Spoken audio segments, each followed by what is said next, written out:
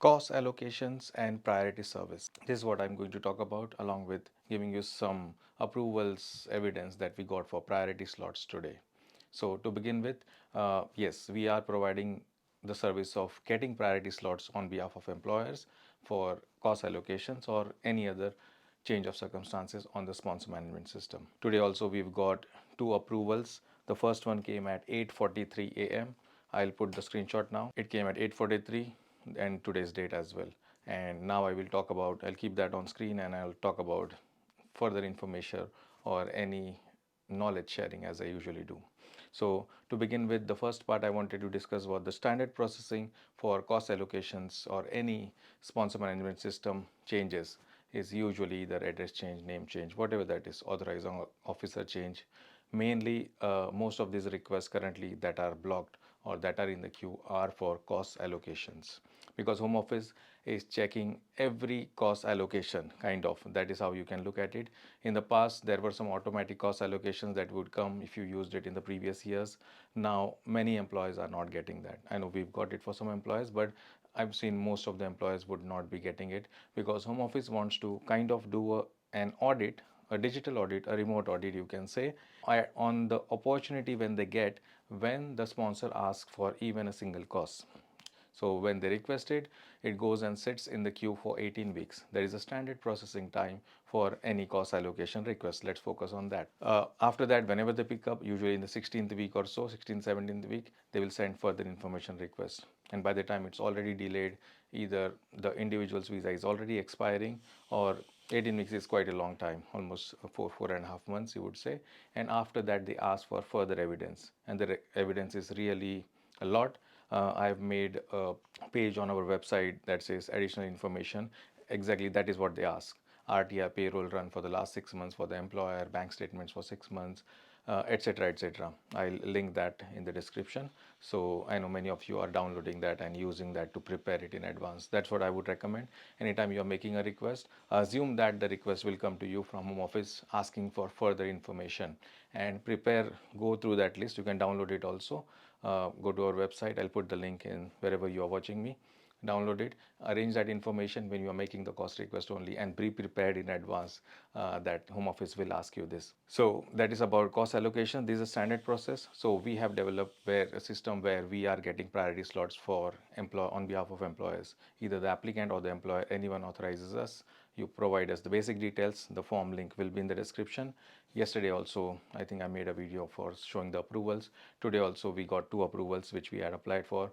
100% success rate. That's what we are going now. In the initially almost 2 weeks ago when we launched this service, we were not sure. So I would say maybe 50-60% or 80% chance of success. But now we've seen usually almost 90% of our requests come within 24 hours. We are able to get that. Yesterday these two employers filled up the priority form and we got it today.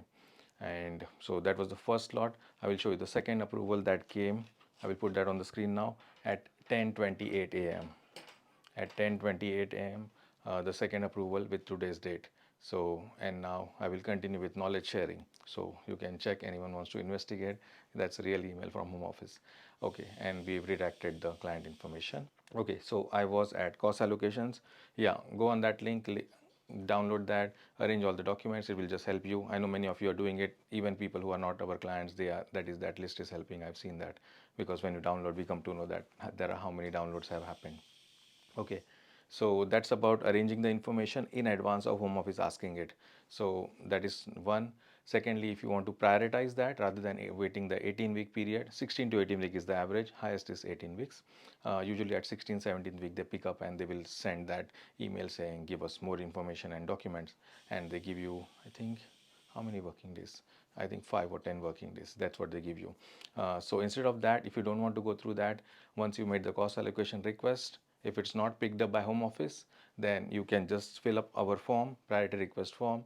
We will request the priority service on your behalf. Usually we'll get it in 24 hours. Worst case scenario, 72 hours. Just give us the correct details. That is very, very important.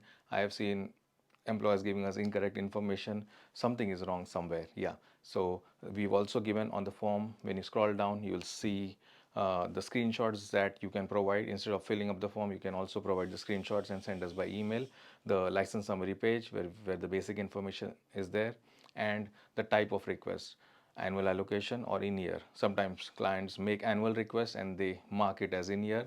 We will not get a slot because home office just rejects it without telling us. Sometimes they do an in year and they will mark it as annual, and because we don't know unless we see the screenshot. So just put the screenshots. The screenshot, what screenshots you need to take will be on that page only. Priority form, scroll down, read through. The form is at the bottom of the page, fill it up, and below that you will have the example screenshots. And or you can call our office, messages on any of the channels. Someone from office will get back to you. Okay, so that was about advertising about our service and another information sharing that I wanted to do. So the recent change that is going to happen, I think it's going to come into practice. Yeah, so with the new statement of changes, SUI, suitability, basically part suitability requirement 13.1. So in that previously the problem was where even last 1 or 2 years I've also made videos where I've said, oh, don't file FLR applications and you are put on immigration bail, and after that you have to leave the UK, because I had seen that chain where people had filed it, refused, and even they tried application, and I've seen all the refusals in the chain because through various social media channels people keep on sending those to have an opinion or something. I've seen many such refusals where people were put on immigration bail. After that, obviously you could not apply anything. You have to leave the UK, apply from outside the UK only, any application, except it's a human rights, which is normally 99% not the case. Individuals are either on graduate visas or skilled workers or extensions, some points based visas. So, and they are filing FLRs, which is not the right type of visa. And after that, they are put on immigration bail. And that's why I used to always say, don't ruin your life. I know I've made many videos which have gone viral about FLRs, don't file FLRs, don't file few hours, etc., etc. But one of the ray of hope on that FLR side, as I would say, is if you really filed it, or for whatever reason you are really going to file it, if you are put on immigration bail, from that point, previously you could not make any applications inside the UK. You would have to leave. But now, with this new statement of changes that has come in, once that is affected, you can, even after immigration bail, you will have the 14 days option, which you normally have. That was, so just to give a background, previously there was section 39E in the immigration rules, then part suitability came I think sometime last year, November or so, I think so. And then they brought that 39E into the rules, exactly remained the same. It was a copy paste, and yeah, so that was SUI, suitability 13.1. That's a new number for me also, so to remember. So yes, so this is one of the relief. If you filed FLR, you put on immigration bail, then within 14 days you can file another application. So you have that option, which is called as exceptions for overstayers. So that is, you have overstayed in the past. Let's say you applied a skilled worker or any visa for that matter. Either your application is rejected as invalid, refused, etc., etc. Whatever happened, admin reviews refused within 14 days of that. Appeal is withdrawn or abandoned or decided within 14 days. So anything, any application, basically you come to the end point of any application or the chain of options that you have after the application, admin review, etc., etc. So at that point, you would have 14 days to make another application, which is an out of time overstayer application, but is an exception for overstayer, that it will be considered on its own merits. That one more thing has been added to that, along with refused application, rejected application, etc. You are being put on immigration bail.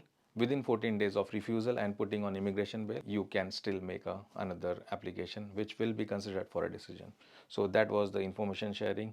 And if you need priority slot, just click in the link, fill up the form, and we will make sure we get a slot for you. And it is a no win no fee. You don't pay anything.